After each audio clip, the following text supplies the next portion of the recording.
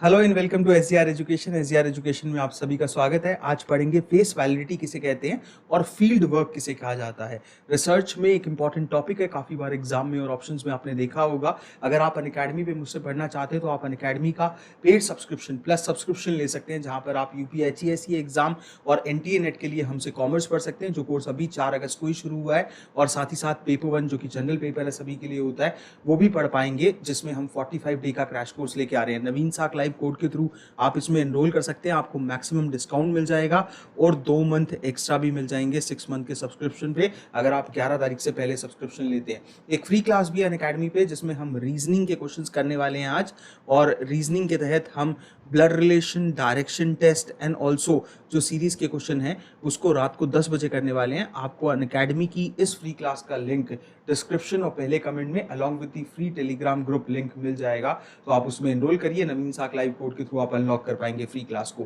किसे कहते हैं फेस वैलिडिटी? देखिए, सबसे पहले मैं आपको बताता हूँ कि वैलिडिटी किसे कहते हैं। रिसर्च में अगर हम एक्यूरेट रिजल्ट लाते हैं तो हम कहते हैं कि रिसर्च हमारी वैलिड है, हमारी वैलिडिटी प्रूवन है। और रिसर्च में अगर हम बार बार एक एक्सपेरिमेंट को कर रहे हैं और वो सेम रिजल्ट दे रहा है तो हम उसको कहते हैं रिलायबिलिटी।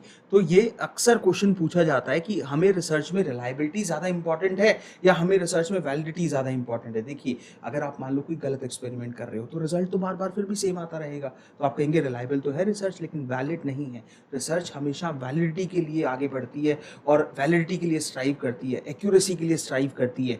और इसी तरीके से अगर एक्यूरेसी होगी, वैलिडिटी होगी, तो रिजल्ट अपने आप रिलायबल या बार बार सेम रिजल्ट फिर भी आएंगे। तो फेस वैलिडिटी का ही एक टाइप है। किसे कहते हैं फेस वैलिडिटी, इस पे बात करेंगे कि the extent to which a survey और a test appears to actually measure what the researcher claims it measure। तो देखिए, नाम इसका है फेस वैलिडिटी। इसे सबसे लूज वैलिडिटी भी कहते हैं, इसे सबसे जनरल वैलिडिटी भी कहते हैं। क्यों कहते हैं? क्योंकि फेस वैलिडिटी कि भाई आप ऊपर ऊपर से देख के बता देंगे कि रिसर्च में दम है या नहीं है। अभी मैं एग्जांपल दूंगा तो आपको पता लग जाएगा कि जो रिसर्चर क्लेम कर रहा है उसने मेजर किया, क्या सच में एक्चुअली वो मेजर कर पा रहा है, ये वैलिडिटी हमको बताती है। जैसे पुराने जमाने में IQ के टेस्ट हुआ करते थे, जिससे पता लगाया जाता था कि भाई बंदा कितना इंटेलिजेंट है।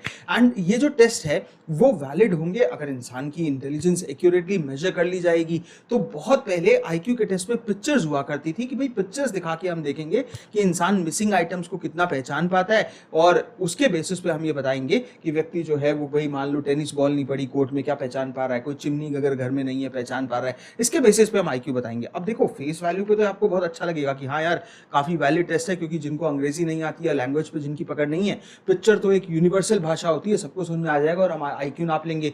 लेकिन ये टेस्ट बायस है, क्योंकि मान लीजिए कि कोई गरीब बच्चा है, कोई पुअर व्यक्ति है जिसने नहीं देखा होगा टेनिस कोर्ट, और टेनिस कोर्ट में बॉल वो कैसे पहचानेगा? उसने नहीं देखे होंगे ऐसे घर जिसमें ज्यादातर आप देखेंगे चिमनी होती है। तो ऑब्वियसली क्रिश्चियन कंट्रीज हैं जो कि who thought a cross was missing from the roof not a chimney. तो अगर क्रिश्चियन कंट्री में दिखाओगे तो कहेंगे कि भाई एक क्रॉस मिसिंग है यहाँ पर, तो चिमनी को तो वो पहचान भी नहीं पाएंगे कि भाई चिमनी नहीं है यहाँ पर।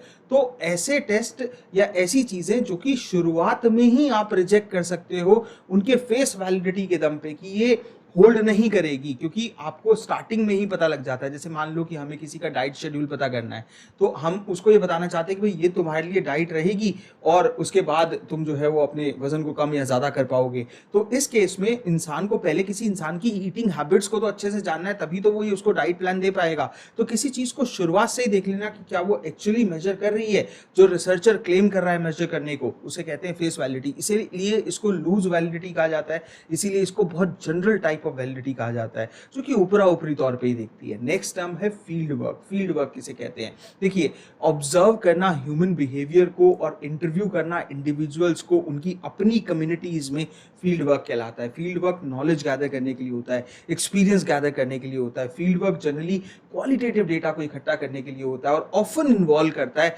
लॉन्ग टर्म रीलोकेशन रिसर्चर्स की, जो पर्टिकुलर कम्युनिटी को वो अंडर स्टडी लिए हुए हैं। डेटा कलेक्शन ज्यादातर यहाँ लंबे समय तक खींच सकती है, और जो टर्म है वो बहुत ब्रॉडली डिस्क्राइब करती है ऐसे टास्क को जो कि हम अपने स्कूल्स में भी करते थे, अर्ली चाइल्डहुड प्रोग्राम्स में भी किए जाते हैं और कम्युनिटीज में भी किए जाते हैं। जैसे कि काम करना अपने स्कूल और प्रोग्राम के स्टाफ के साथ, वही सैंपल्स इकट्ठे कर रहे हो आप बच्चों के क्लासेस के, या इन पर्सन इंटरव्यूज़ अगर आप बना रहे हो, टीचर्स के साथ इंटरव्यूज़ ले रहे हो, इन पर्सन इंटरव्यूज़ को कंडक्ट कर रहे हो, तो ये काम भी फील्ड वर्क के काम कहलाते हैं। बच्चों के पेरेंट्स के साथ अगर आप इंटरव्यूज़ कर रहे हैं तो ये काम भी फील्ड वर्क के कहलाते हैं। और एडमिनिस्टर करना स्टैंडर्डाइज असेसमेंट को, कि भाई कोई टेस्ट हो रहे हैं, कोई एग्जाम हो रहे हैं, उनको एडमिनिस्टर करना अपने साथी टीचर्स के साथ, या फिर अपने जो है एक सॉर्ट ऑफ जैसे हेड बॉय के तौर पे, मॉनिटर के तौर पे।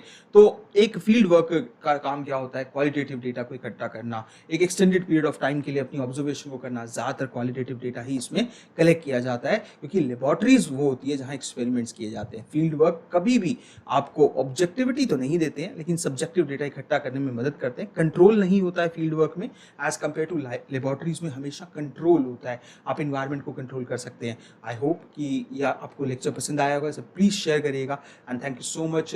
इसी तरीके से पढ़ते रहिए, और आपके जो भी अच्छे अच्छे कमेंट होते हैं उसके लिए बहुत बहुत बहुत शुक्रिया। Thank you so much and take care everyone.